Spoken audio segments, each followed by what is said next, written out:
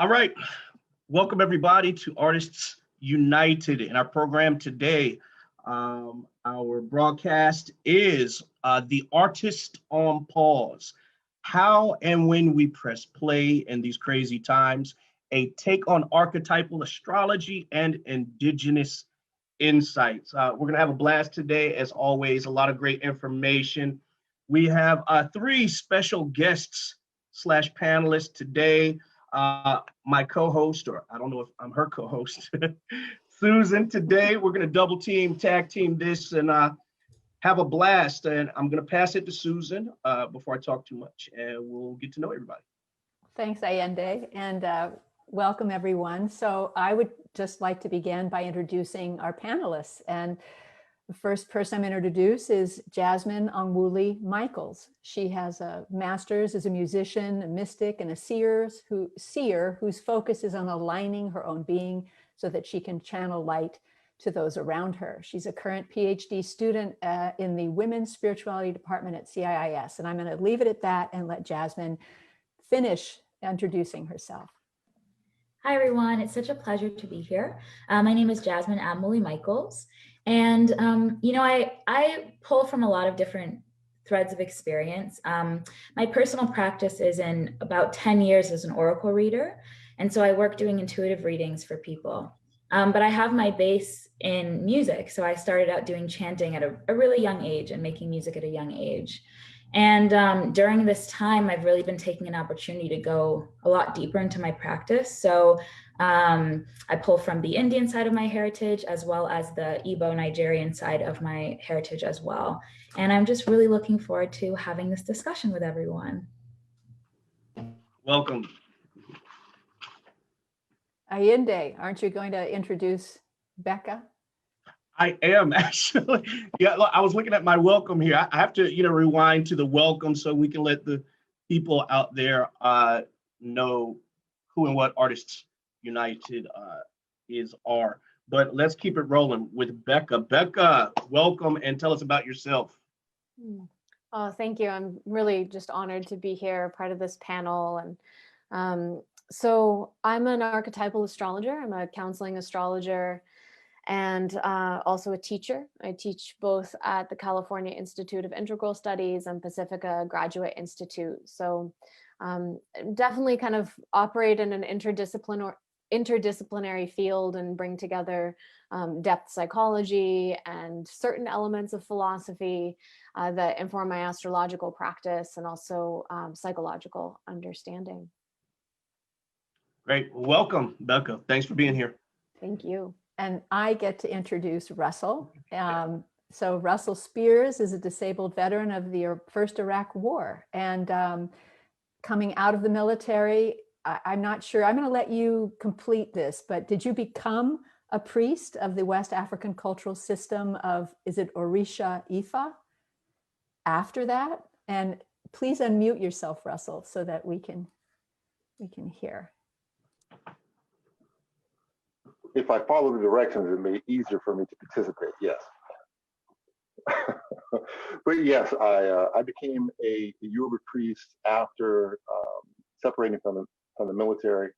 I was on a spiritual journey. My mother introduced me. My aunt has been a longtime practitioner and Ifa, and forgive me, I'm a little flummoxed right now. A high priestess in the spiritual system. And it was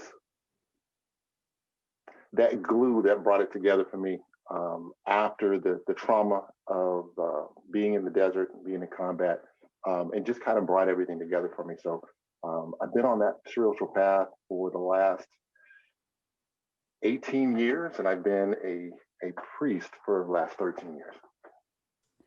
And in addition to that, you're also a musician and a performer, because that's how you actually know Ayinde, right? Yes. Around about the same time as I was initiating into the culture, I was introduced to Mr.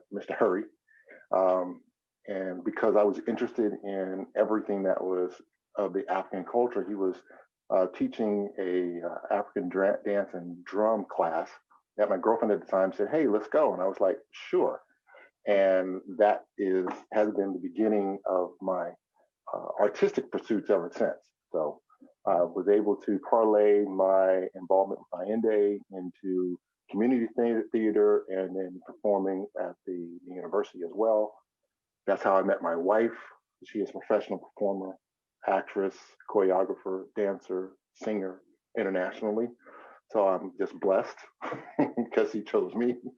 And she is also initiated into the priesthood as well. So we have and it's just been a opportunity for all of us. Wonderful. Ayinde, I want to add one more thing in here, and that is that with your wife, you created a nonprofit and you bring art to young people between the ages of 8 and 18, which I think is really wonderful. Yes, because my wife is a graduate of the Rochester School of the Arts, I put to her, said, why don't we start something so that you can extend the opportunities that provide to you to other people? We were in a very small community in Pensacola, Florida, and there just wasn't a whole lot of arts going on, especially arts dealing in the African culture. Mm-hmm. And so we started a not-for-profit called Performance Blessing and Jazz, or PB&J for short. And I thought it would just be very catchy. If you said it to someone, they remember it, because everybody likes peanut butter and jelly. So PB&J was the performance, the blessing, the spiritual, and the jazz is that gumbo of the different arts, the 5 facets of the arts coming together. And us being able to provide a stage, because of her connections, she's able to bring that expertise like Ayinde and others that she knows to the fore in order to provide that outlet, which is the media we're using right now. Put these young people on a stage internationally, because that's where the audience is now. Exactly. And I think, so this is a perfect opportunity for Ayinde to describe what Artists United is. Yes, well, let me tell those watching, Artists United creates a platform, a way for artists to connect, asking for help and offering help, working in reciprocity with coaching, collaborating, and mentoring. We help artists minimize how much recreating of the wheel they do across any aspect of their art creation or art business, freeing up time, energy, and capacity. This extra space can allow artists to infuse their work with even deeper creativity. That's what Artists United is.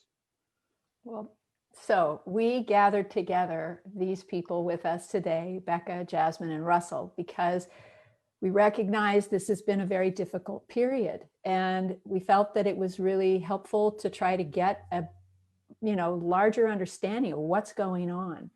And so I'm going to throw my first question to Becca, which is, how would you describe what we've been going through on a global scale? And you may have to give a brief explanation of what archetype means. Absolutely. So just to speak of what's been unfolding, especially this year from the astrological perspective, essentially what astrology is it's looking at the positions of the planets, looking to the heavens, and the relationships, the geometrical relationships between planetary bodies, and then seeing, well, are there patterns? Are there patterns of correlation between the positions of the planets and events that unfold on Earth?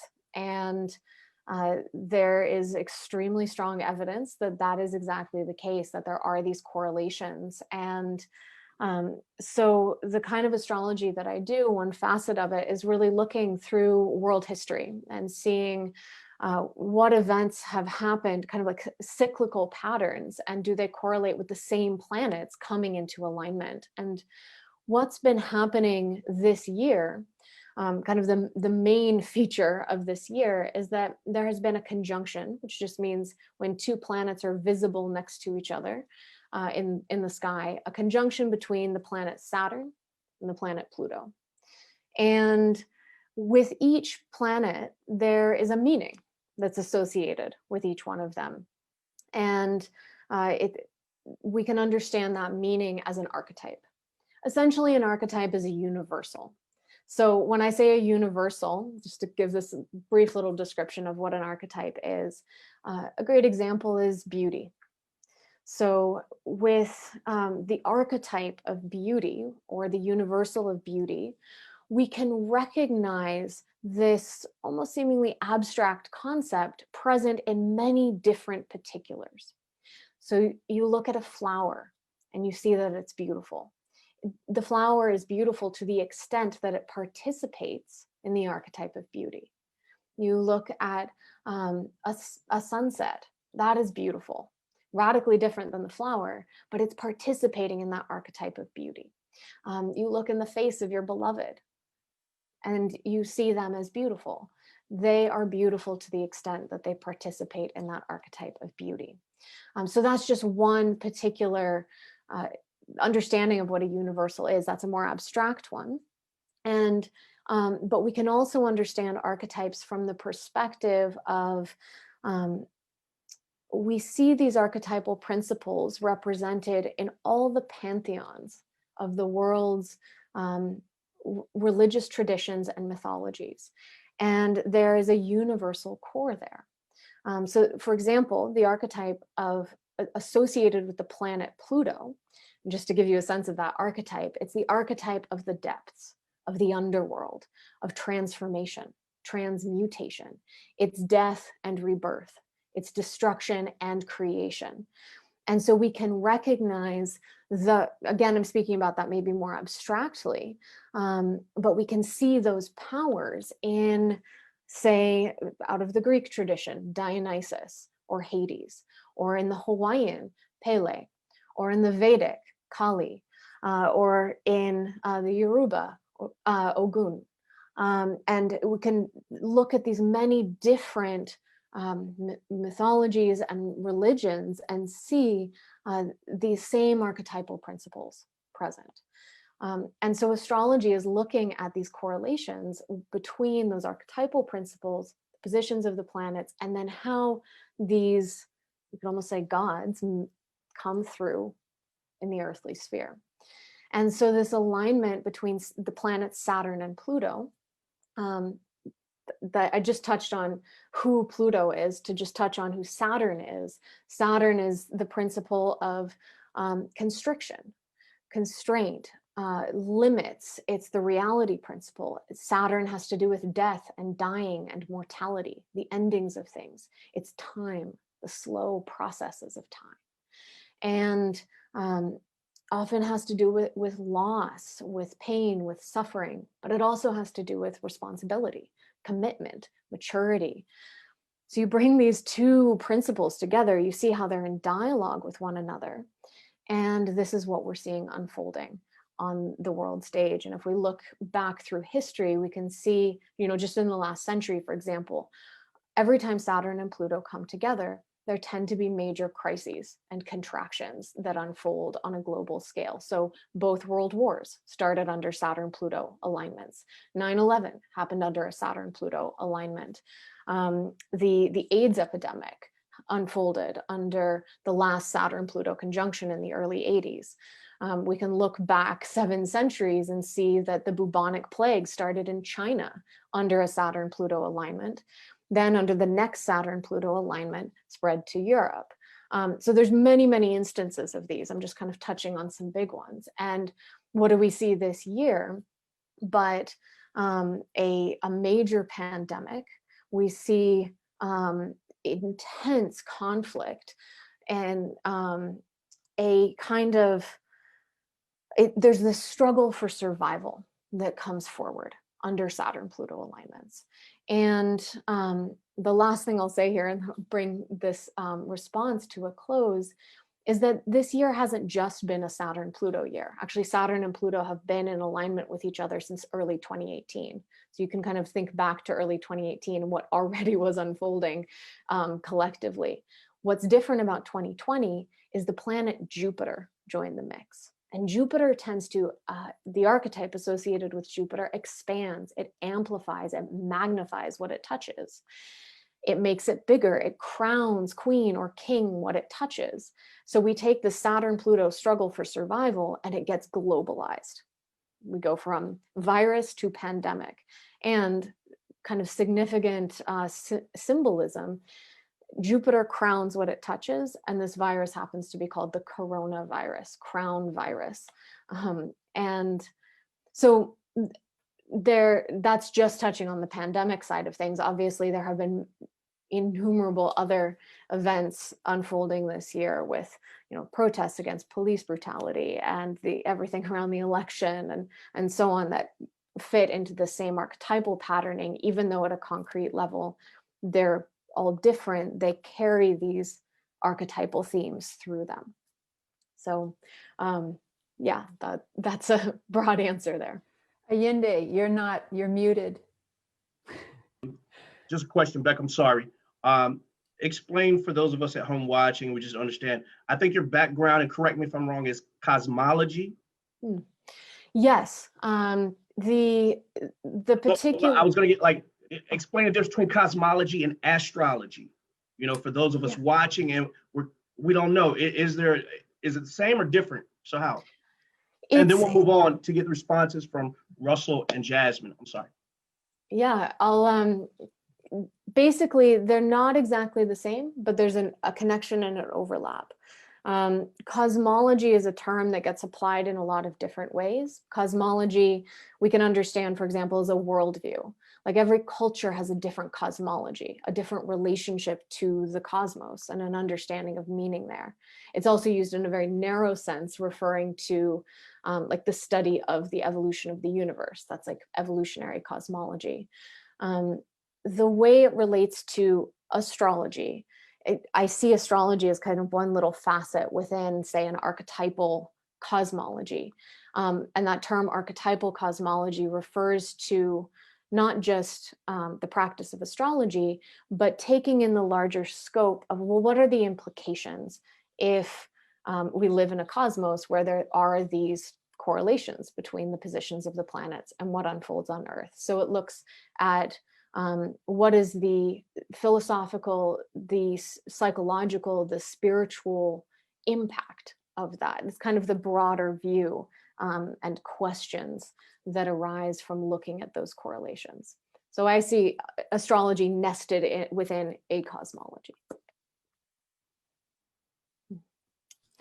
You're muted again, Ayinde. I'm going to toss it over. Jasmine, Russell, do either one of you want to take off on there and add your perspective to this? Thank you, Becca. Not everyone can hear me. Thank you, Becca. Sorry. The little bit that I can add to that is that's not my area of expertise, and she elaborated on that beautifully. There's a lot of Oya energy. Oya is the Orisha, the angel of the marketplace, which the coronavirus has affected. She's also the gatekeeper for the grave, for the cemetery. A lot of death has been transpiring, and Oya is the energy of winds of change, and there has been a lot of that specific energies going on. So there's a lot of things that are manifesting that are metaphysical that we have the opportunity to plug into and just realize that we have a lot more connections with trauma, drama, and issues that are going on that are not negative, but like when hurricanes come and winds turn things around or tear things down, in the aftermath is an opportunity for beautiful things to grow and for agendas specifically to be moved forward, because there's no longer any obstacles in the way. And with 260,000 people having crossed over to the other side and become ancestors, there's a tremendous amount of things for us to learn from all these opportunities of feeling and experiencing loss that in our generation we have not had an attachment to. Our generation has never had to experience anything this close to home before in several generations. So this causes us to really reflect on self, on our communities, and have a very global perspective of what is my small piece of portion in this much larger perspective of what's going on, and no longer thinking myopic and just let me try to protect this, though that is important. And that is the foundation of the Black experience, is how do I protect this to which I can physically put my hands on, to thinking outside. So I think that's another reason why we had a lot of the protests, a lot of the upheaval that's going on, because people are seeing that me being closed off and trying just to protect myself as an individual is not assisting in our movement forward, in our drive to make realistic change. That was really beautiful. I appreciated that, especially since this maybe sounds sort of out of it before you jump in, Jasmine, but when we lose people we love, I believe that it opens us up to trying to connect to them on the other side. And it becomes an invitation to cultivate a spiritual life that honors ancestors and connects to them emotionally. So I'll leave it at that and let Jasmine jump in. Thank you, Susan. So Becca and Russell, I really appreciate the foundation that you guys just presented. You know, this is a really deep question, and as you were both talking, I was thinking about how to answer it, and I had so many different streams kind of coming forward. And you know, I think that what this time has showed me is that things aren't always what they seem. So for example, in a time when we're being told to fear going outside more than anything, right? The earth still needs us. And at a time when we're told that this is the most politicized and violent, and you know, the Trump people believe this and the Democrats believe this, it's like, this is actually the time to be reaching across to the other side and finding any possible thread of humanity that we share. And yet we're being shown that polarization is really the only way forward. And one thing that I would like to say about the sort of move towards group identity at this time is that we do have shared fundamental experience. For example, there is an Igbo experience, there is a Black experience, there is a white experience, but that experience is not the definition of who we are. And I think we have to be extremely careful at this time that we're not accepting a presupposition of our individual spiritual paths because of trauma. Because I also believe that trauma kind of cracks the heart chakra like wide open. And the thing about the heart chakra is that it is the door, the gate between your lower chakras and your higher chakras. And we can say chakras are portals or doors or energy centers, but the main point is that they're access points for deeper levels to who we are. And during a time when death is closer than it's ever been, my gut feeling is that what the global community is going through is an opportunity to go inward, but it's not inward as though we're going inward away from each other. It's inward to the deeper source of what's really going on here. You know, sometimes I don't want to sound like wacky, but you know, the truth is I work with spirits. I am a diviner, and I work with connecting to the spirit world. And the fundamental truth about spirit is that it's present in everyday life, but we don't see it because we're not looking. And in a time like this, I think the invitation is to look again at everything. Look at the people who are telling you how to feel and decide whether or not you want to feel that way, because you're the one who dies with that feeling. Look at your family. Decide whether past hurts and resentments are worth holding on to, because you're the one who takes those to the next level. You know, in Igbo, we say that you have 8 chances to go up a certain cycle, and then you don't get that chance again. You either go up a level or you go down. It's very similar in Hinduism. But I think that what the globe is being offered right now is this chance to die to anything that doesn't serve you. For some people, that's death of the body, and that's very difficult to experience. But for others, it's death of old paradigms, old philosophies, old identities.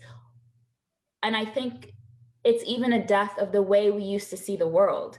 What I'm feeling the most right now, more than anything, is that anything that human beings have experienced as far as pain, the earth spirit has experienced 10 times over. So when we're talking about the death of human beings, we need to think about how many animals are dying in the oceans right now. How many animals are dying in factory farms right now? I'm not like a super pro-vegan, but there's a consciousness when you step out of the human experience and you start to look at spirit. And it's not just humans, you know, we've got trees. One of the things in traditional West African spirituality is trees are the ultimate teacher. If you want to see where the highest angelic beings channel through, like the seraphim, they channel through trees a lot of the time because trees are extremely wise. So I just feel that this is a time to be aware of global movements, but really try to reach out to our ancestors in all forms. You know, if we trace back our ancestry, we go back to light. So that means that every form of life on the earth is something that we can reach out to. And I believe that this is kind of like the ultimate opportunity for radical self-transformation, but it might require being really individual at a time when you're expected to be part of a group more than you're expected to be yourself. And that can be very challenging. That's interesting. Good. That's good.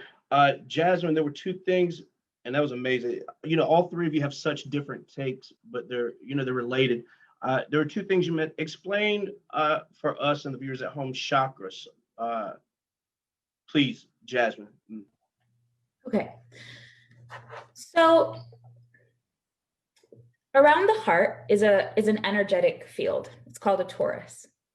Now, if you think of a torus, it's the shape of a donut. I think I have a tattoo of it somewhere. It's like right there. It's a little donut. And inside that donut is a hole.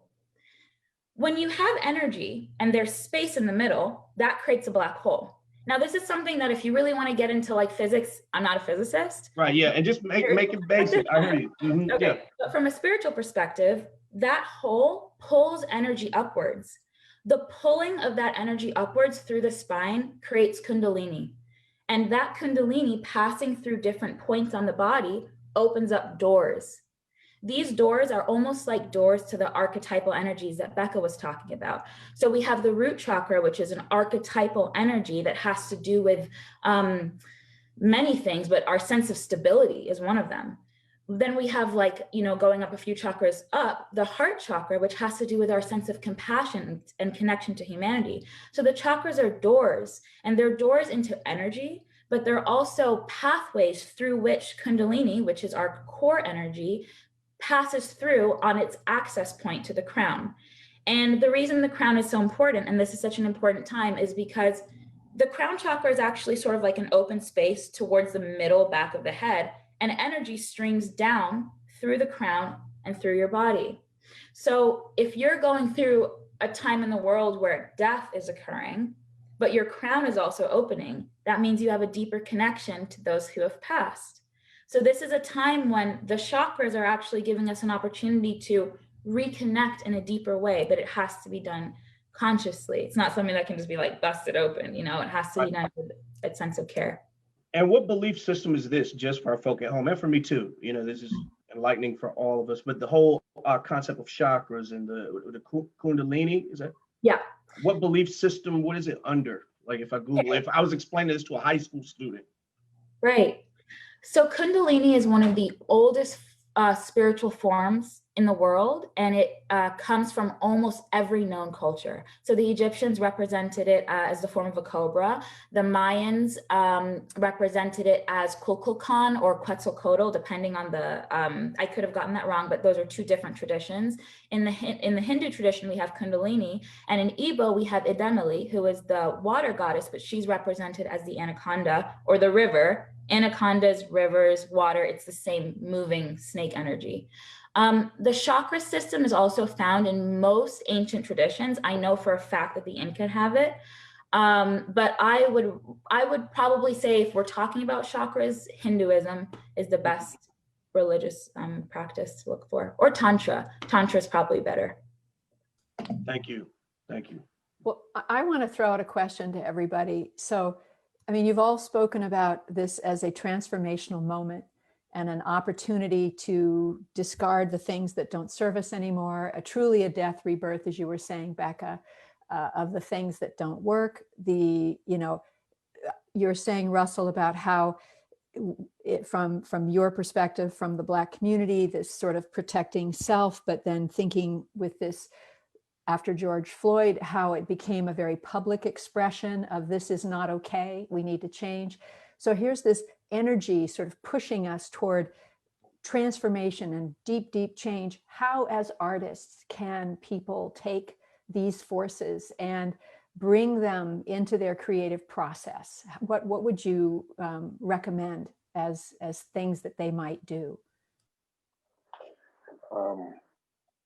Is that a question for me? For anybody? For anyone. All of you, but go. Whoever wants to chime in first, there's no order. Yeah. Okay. When you feel it. Well, I'm still feeling it, so I'm gonna wait. It's okay. It's okay. Becca, we haven't heard from you in a while. I'd love to get your 10 cents.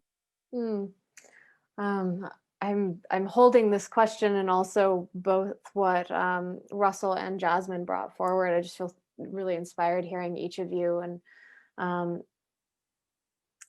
a thought that was emerging for me in response to what Jasmine was saying, and also that I do feel has something to bear on this question of artistic expression, is around, and I'll try and bring this in the astrological perspective too, that in Saturn-Pluto periods, like we're in right now, there is this overemphasis on othering. There's like a splitting off that can take place, and Jasmine's bringing up like this partisan split that's become so intensified over the last several years, and especially really heightened this year. And so there's this, you could say, kind of one of the negative or challenging tendencies, one of them during Saturn-Pluto periods, is to split off and other. To use a Jungian idea, like to project one's shadow, the parts of ourselves we reject, onto someone else and say, they're evil, they're bad, and then not owning that in ourselves. And so just to reiterate what Jasmine was saying, like kind of bringing that back in and finding that sense of like moving toward wholeness within yourself and integrating those parts that we might be more likely to project out onto others and not want to own, which is really hard to do. And I feel like that's actually something that is deeply important to the artistic process, because if we can bring forward as art, as an expression of beauty, as an honoring of something beyond us, but kind of like this almost worship of the divine, not just transcendent, good, higher divine, but the sacredness of the depths. And even thinking of the overlap and what Jasmine was talking about with Kundalini and this serpent energy, that's the same kind of quality I'm describing when I'm describing the Plutonic, Pluto. There's this overlap there, and so give that artistic form. And I know for myself personally, a major part of moving through this year has been seeking out music, for example, or film, other literature, other artistic expressions that carry this energy and really allow us to see it and experience it. But when something is in artistic form, then it's like it gets to be fully archetypal without playing out a lot of the destructive tendencies that can happen in interpersonal, I want to put this in quotes, real world dynamics. You can play that out more fully in a film or a piece of music or some other artistic expression. So I guess in short, like giving voice to the moment, not shying away from it, but actually bringing forward those depths. I have a question, and I'm watching time too here. Forgive me, Susan, if it's off track, but I'm just feeling it. And if we're just going to be in the moment here, let's do it. I'm going to ask a question that might pinch you, but it's for everybody at home. And I know there's a lot of people watching this probably want to say this, so I'm going to say it because I'm feeling it from here. Look, there's people watching this like, well, look, if they know so much about the planet and the stars and they know about the future, why didn't they tell us about COVID? And why didn't they let us know and let us know what to do and what's going to happen next year? Why don't they do that? Respond to that, because I'm sure you get a lot from people. Well, if you know so much about astrology, why don't you tell us what's going to happen next week? Why didn't you tell us about COVID? Please respond. Can I? Of course. Yeah, you don't have to raise your hand. We're not in the classroom, Jasmine. Becca, Becca, did you want to go? No? Okay. Please. Just having this conversation today. So I think it's really interesting and fitting. Some things are meant to be. And knowing about everything beforehand strips us of the opportunity to grow.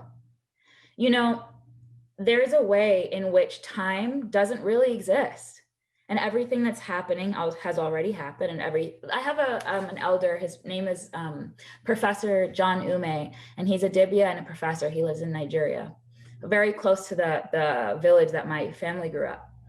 And I called him one night after this dream that I had, which left me so terrified that I just felt completely depressed, actually.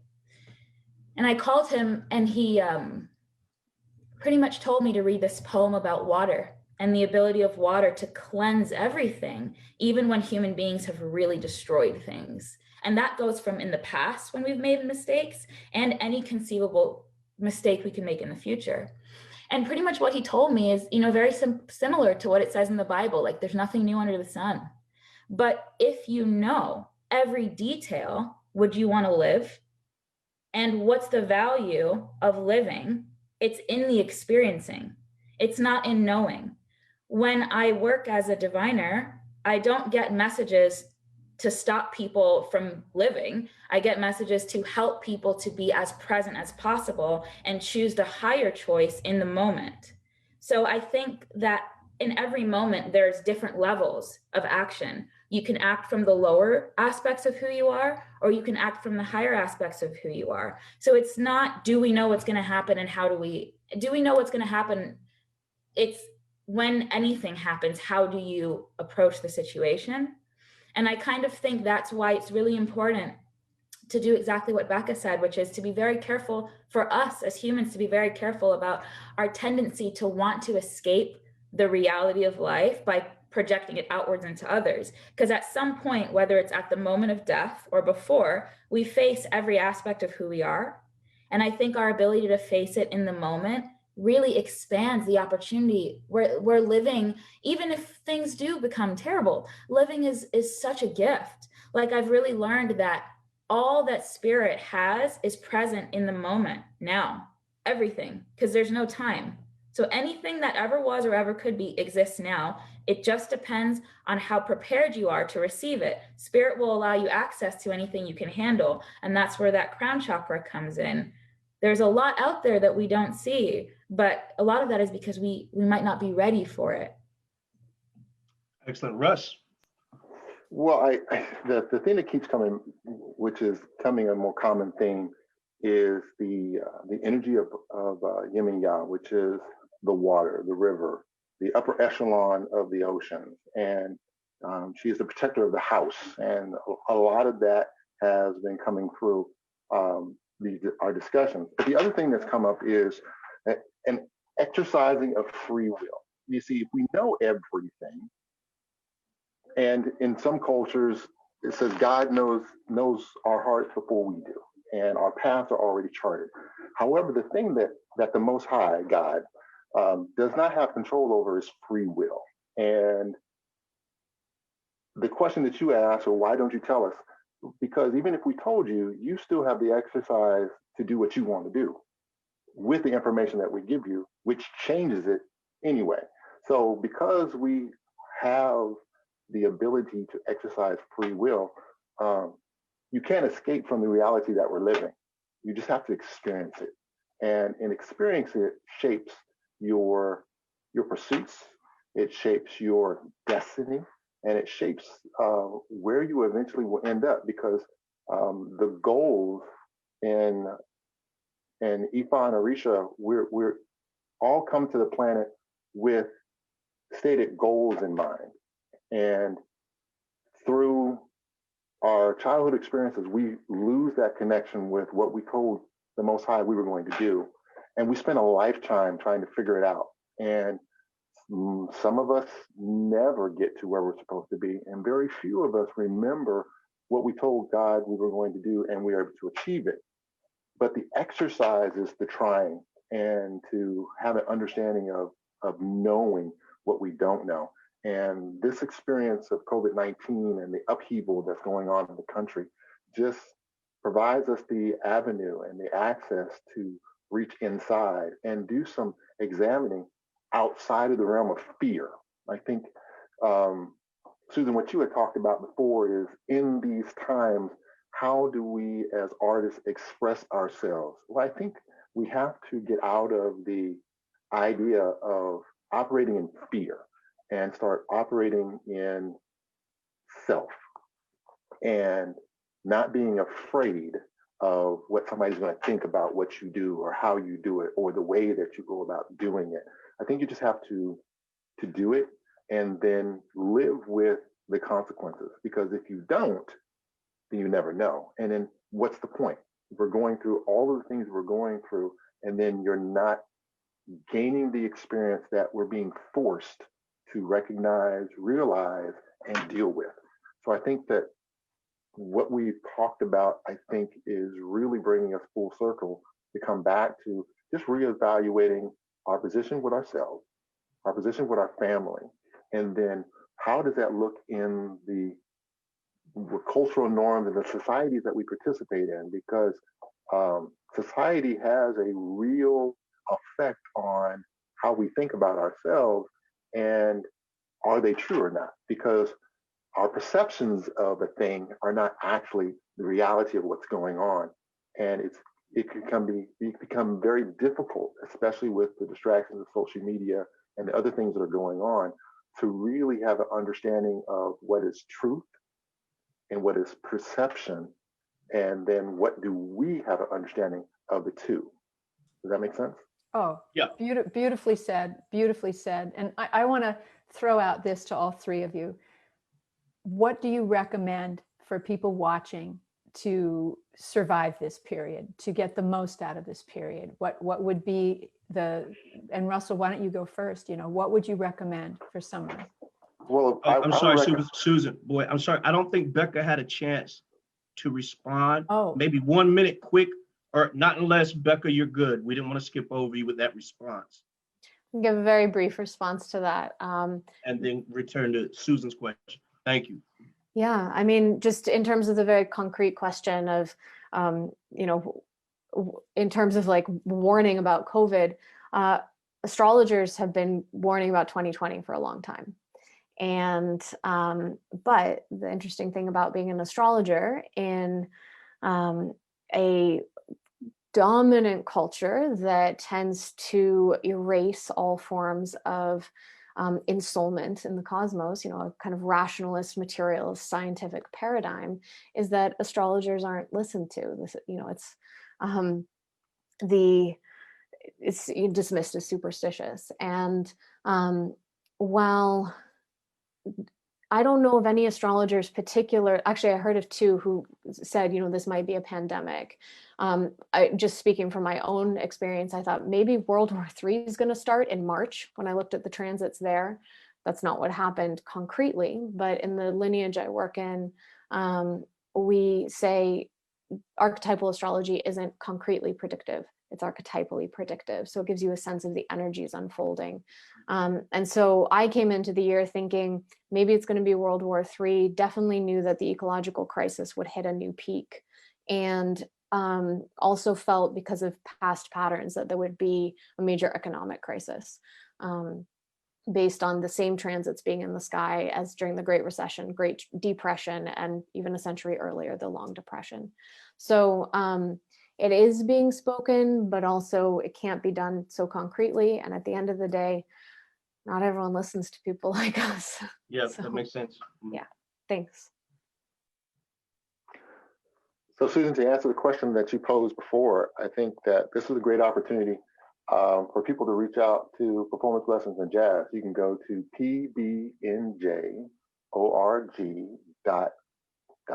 Because of COVID, we've had to revamp and put our website under construction, but you can also reach out to us through email.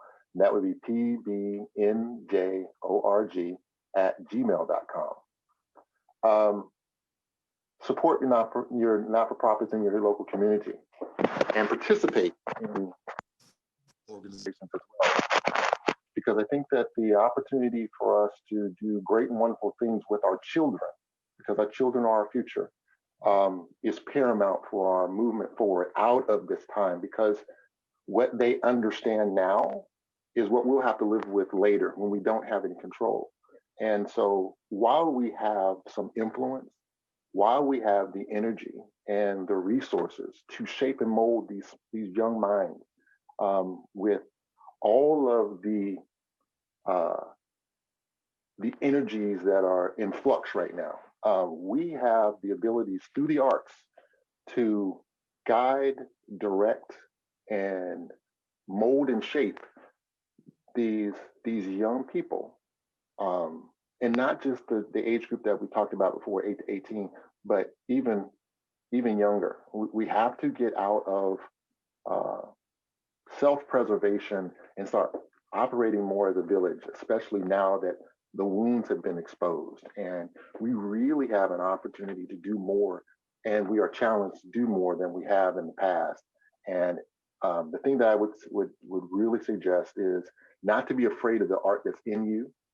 If it's dancing, and not even dancing, if it's moving, if it's public speaking, writing, I think everybody should journal. And if it's the physical arts with, taking broken glass and putting it together to make something that is eclectic and uniquely yours, or cooking with food, that's part of an art. There are so many things that we should start to connect to, because it is a part of us and we are part of it, and we are given the opportunity. We've been forced to slow down, and it's often said that when we are hard-headed enough, the Most High God will step in and force you to slow down. And I think that this has been that time for us to be forced to be sequestered, to slow down, to smell the roses, to watch paint dry. And if you're watching your own paint on your canvas of life dry, you have a much better understanding of where it is that you're trying to go, instead of living from paycheck to paycheck, trying to figure out how to keep the lights on and to keep the policeman from getting you in the back of the head. Very interesting. Does that make sense?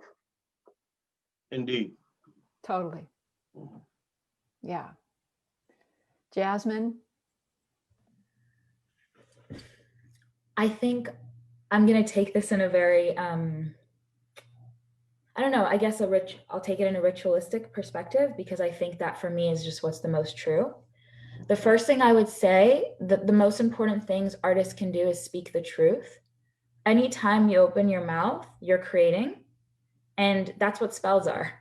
They're creating from inside.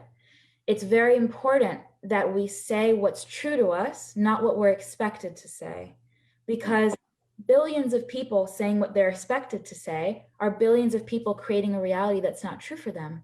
Billions of people each saying what's true for them creates completely different realities. And it's in those realities that our opportunity to change what we don't like about the world is there. So that's the first thing. And I think the second thing is what Becca said about people not believing astrologers is so true. And it's so true also with the indigenous people of the world. And I just want to remind people that almost every country on this planet has indigenous roots if you look far back enough. So I would say take an opportunity to look into the history of wherever your roots are, wherever you come from, because our elders, no matter how far we go back, they know there's a way in which they have always foreseen things coming. And I think we have a lot more support when we turn to them than we think. The last thing I would say is reconnect with the spirit of the earth. I believe very strongly that she is the most intelligent being on our planet. She is a conscious, awake being who is always willing to offer guidance. there is no spiritual channeling that I could do that would ever come close to 1 second of pure connection with the earth. Nothing that I could offer would come close to that. And yet what I can offer feels like so much. So I think it's really important to know where the source of what we are is really coming from, not to give over who we are to people. We're not projections of other people. We are extensions of the spirit of the earth. And we also have cosmic roots, absolutely. But that earth spirit is fundamentally what makes us human, actually. And I believe that simple rituals are the best. Giving cut up apples and honey to the ground, offering fruit, offering a prayer or singing a song, leaving flowers, pouring water on the ground. These are very basic things, but they demonstrate a respect and a willingness to connect. And the way it works with spirit is you give 1 step, it gives 10,000 steps. It's not an equal exchange. So I would just say, even if that's not part of your practice, look far back enough in your practice and you'll find it, because it's part of all of our practices as human beings. And I think it is of the utmost importance that our first art is our speech and our connection with the earth. Thank you. Yeah. If I could just piggyback on that, I think one of the things that both Jasmine and Becca have been speaking to is our words have power. And in the Yoruba culture, it's called Logeais.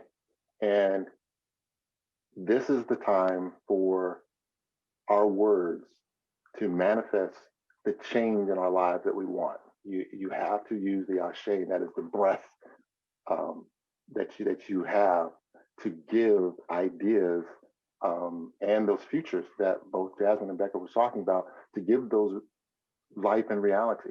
And we just have to live in our truths. So thank you very much for just sharing that, Becca and Jasmine. I appreciate you. Thank you, Russell. Thank you. Beautifully Becca. said. I'm just so moved, Russell and Jasmine, by what each of you shared, and just very briefly respond that this panel is for artists, that inspiration, and what does it mean to be an artist? I think that that isn't a profession or it can be a calling, it can be a vocation, but it's not. I view all beings as artists, and really that one of the things that we can do in this time is just simply to live artfully, that it isn't about making an external piece of art, but that life itself becomes our great work, our artwork. And I like that. yeah, I mean, for each moment to be Well lived said. with intention, if we can do that now in these kind of pressured constraints, then imagine what we can do when we live artfully outside of such a moment. And then just to remember, this too shall pass. New things will come, and this time will come to a close. It'll be a moment of memory, and we'll carry that forward as this new strength within our beings that's forged each one of us in different ways to meet the next wave of challenges that inevitably will unfold, because that is what it means to be incarnated. Living artfully. I like Love that. I'm going to quote you, and I'll give you credit, Becca. Don't worry. Living artfully, like the theme of today. You guys are amazing. Mm-hmm. So Ayinde, did you want to do a quick lightning round? Lightning round. Yeah, I guess so. Our lightning round, it's very similar to like the Actor Studio with James Lipton. He has the 10 questions, I think, for actors, but we kind of made some ourselves. Yeah, so try to answer quickly. And on my screen, I have Becca, Russell, and I have Jasmine. So maybe go in that order answering. First question, when you hear the name Shakespeare, what do you think of? Becca? Brilliant. Russ? Poetry. Jasmine? Timeless. Say it again. Timeless. Timeless. I like it. Okay. Would you rather fly or be invisible, Becca? Definitely fly. Invisibility, brother. Whew. Definitely. Fly for sure. Fly lied. Peanut butter and jelly or a turkey and cheese sandwich? Peanut butter and jelly. Peanut butter and jelly, You man. better say that. Yeah. Peanut butter and jelly, absolutely. Superman or Wonder Woman, Becca? Wonder Woman.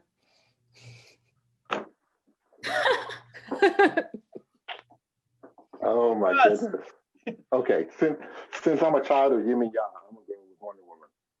Wonder Woman. Now I'm feeling bad because the men are not represented in this, but Wonder Woman. Wonder Woman. Okay.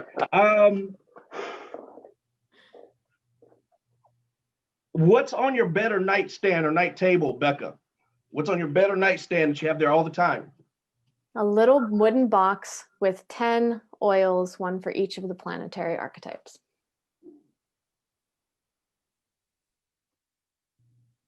I have 77 cents on my nightstand. 77 cents. 77 cents. 77. It's numerology, very important in the spiritual system. It helps to keep me focused and grounded. Helps me stay connected to my house. My spiritual mother is Yin and Yang. Her number is 7, and she is the protector of the home. And so to remind me that those energies, as a man, I need to be ever present and focused on making sure that there's stability in my home, that there is peace in my home, and never to go to bed angry, because I have control over that to which I choose to have control over. And now that I'm finding out, I have absolutely no control whatsoever. So my wife rules my house. I just support her. That's it. That's it. I thought it was a literal 77 cents, but there was some method to the madness there. I love it. It is a literal 77 cents. Yeah. I have like 35 cents, but it has nothing to do with all that. That's just the change from my pocket, literally. So I respect that. Jasmine. I have a picture of my grandmother Chizoba. It's my father's mother. She passed away before I was born, but I kind of grew up with her around me all the time. So that's something that I have. And then I have a crow's feather because that's an important medicine for me. Yeah. Awesome. Thank you, guys. End of the lightning round. Y'all did amazing. 1 billion points for all of you. So to wrap this up before we're done, one of the things that Artists United offers its members is the idea that if you have a skill or an ability, you can offer it to people who might need it. Or if you need help, you can ask those in the community for the help that you need. So having listened to each other over the course of this last hour, I'm curious who might offer help or ask for help from each other. So Becca, I'll let you go first. Sorry. Sure. Well, in terms of offering, I'm always happy to offer an astrological reading. I mean, that is what I do in the world, being able to interpret the positions of the planets at the moment one is born. And in terms of asking, I feel this actually really significantly, Russell, over the last several years, but like increasing just in the last couple weeks, I've been recognizing how deeply I want to learn about the Orishas, and recognizing that there's such a profound connection between the astrological archetypes that I'm working with and, you know, what I know of who the Orishas are. And so that desire for deep learning, and you're carrying that wisdom. So that's my ask for help, because yeah, very deep interest and sense of connection. Well, thank you very much. I think that there's a tremendous opportunity to help. My wife and I are practitioners and priests in the religion. In the spiritual and cultural system. It is not a religion. But I think that there's a tremendous opportunity for us to be able to just assist where we can. more so my wife would be able to assist tremendously, because that's her area of focus and study. And I will be able to support her in those. My offer is any expressions of artistic ideas or abilities that you have and you would like to have a platform, we can offer that opportunity to you. And my ask would be to promote our not-for-profit and just help us to get the word out, especially since so many not-for-profits have had to close their doors. There's this tremendous void, and especially when it comes to the arts and culture specifically. And we're trying to bring the two into close inspection for our young people, so that there's not a difference between the culture that you practice and you live by and the art that you participate in, and the history that a lot of our young Black and brown children do not have a connection to. We want to provide that outlet and that opportunity, and not just to Black and brown children, but to all children, because I think that it's very important for them to be spiritually and culturally grounded in something. And I think this is a really good time. So that would be my offer and my ask. Wow, these are so beautiful. So my offer would be an intuitive reading. So really quick, the way I offer my readings are, I usually start by singing. So it's a way to help the person. I usually chant to help the person to get into a more sort of receptive space. And then I do a tarot reading, or an oracle card reading, depending on what the person prefers. But a lot of the time with reading, you're reading the energy of the person, and the cards kind of are helpful translators. So I definitely offer that. And actually, I think my ask would be directly for Becca, because yeah, I have just gone through a really powerful shift in my astrological chart. So when Jupiter was transiting, it was transiting my natal Jupiter, and they were like on each other for forever, for like the longest time. And I know that releases a lot of expansive energy, but I would love to know, or to have some time to ask you, like, what do you think is the best way to tap into those changes? So when those changes are happening, what's the best way to like harness them? Because I've had people explain the changes to me, and then sometimes I don't know what to do afterwards. And it's just always, I love learning more about astrology because I think it's so beautiful. So yeah, that would be my ask. I'd be honored. Yeah, perfect. You guys, lovely.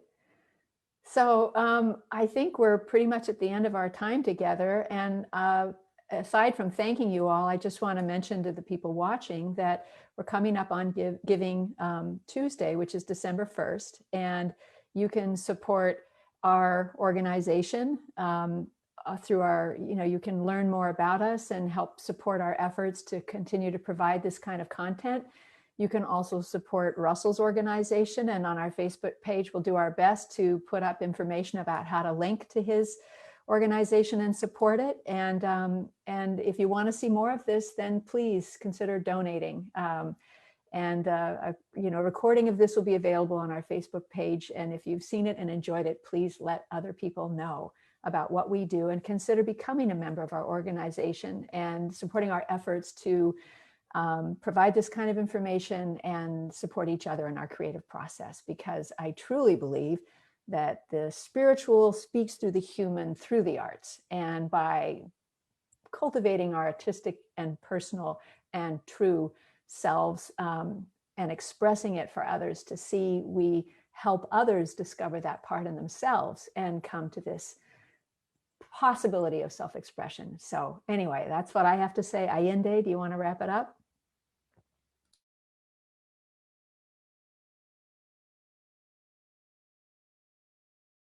We're both muted. Ayinde. Sorry, I need to just keep it up. What I was going to say, no, I don't need to close. That was a great closing. You were awesome. Okay. I was sitting here thinking that's beautiful. So Okay. enough said. Thank you, everybody. All right. Thank you. Take care. Be Great safe. job.